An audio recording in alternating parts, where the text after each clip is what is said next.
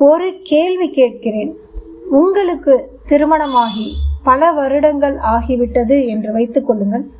ஒரு நாள் திடீரென்று உங்கள் முதல் காதல் உங்களுடைய வாழ்க்கைக்குள் மீண்டும் வந்தால் நீங்கள் என்ன செய்வீர்கள்? பழைய காதலை மீண்டும் தேடுவீர்களா? அல்லது அது என் வாழ்க்கையின் ஒரு பருவம் மட்டும்தான் என்று சொல்லிவிட்டு அமைதியாக கடந்து செல்வீர்களா? இந்த கேள்விக்கான பதிலை ஒரு பெண் தனது வாழ்க்கையால் சொல்கிறாள். இந்த கதையின் பெயர் ஒரு பருவம். ஒரு மாலை நேரம் பார்க்கில் இருந்த ஒரு பெஞ்சில் அமர்ந்து தன்னுடைய 5 வயது மகள் ராஜி விளையாடுவதை ரசித்துக் கொண்டிருந்தாள் அமுதா. அவளுடைய முகத்தில் ஒரு அமைதி, ஒரு தாயின் அன்பு. அந்த நேரத்தில் திடீரென்று ஒரு குரல், ஹாய் அமுதா. அமுதா திரும்பி பார்த்தாள். அங்கே நின்றிருந்தவன் சிவா.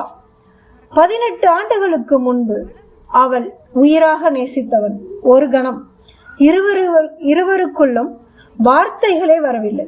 பிறகு பழைய நண்பர்களைப் போல பேச ஆரம்பித்தார்கள். எப்படி இருக்க? நல்லா இருக்கேன். நீ? பேச்சு மெதுவாக பழைய நினைவுகளுக்குள் சென்றது. சிவா தனது படிப்பு, வேலை, வாழ்க்கை பற்றி சொன்னான்.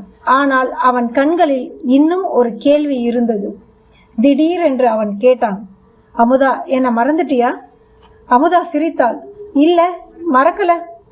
இந்த ஒரு வார்த்தை சிவாவுக்கு புதிய நம்பிக்கையை கொடுத்தது. அவன் மெதுவாக அவளது கையை பிடித்து, அப்படின்னா இன்னும் தாமதமாகல, நாம கல்யாணம் பண்ணிக்கலாமா என்றான். அமுதா சிரித்தாள். அந்த சிரிப்பில் காதல் இல்லை, புரிதல் மட்டுமே இருந்தது. சிவா, நான் உன்னை மறக்கலன்னு தான் சொன்னேன். ஆனா உன்னையே நினைச்சுக்கிட்டு வாழ்ந்துகிட்டு இருக்கேன்னு சொல்லலையே. அதோட தூரத்துல விளையாடி கொண்டிருக்க சிறுமியை காட்டினாள். அவள் என் மகள் ராஜி. எனக்கு கல்யாணமாகி 5 வருடமாகிவிடுச்சு. சிவாவின் முகம் வாடி போனது.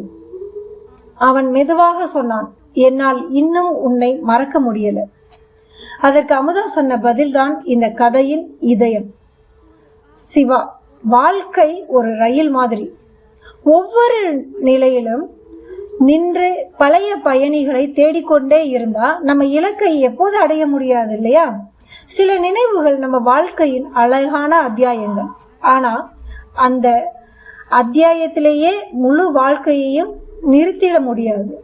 இந்த வார்த்தைகள் சிவாவை அமைதியாக்கின. பிறகு அமுதா சொன்னாள், வா, என் வீட்டுக்கு வா, காஃபி குடிச்சிட்டு போ.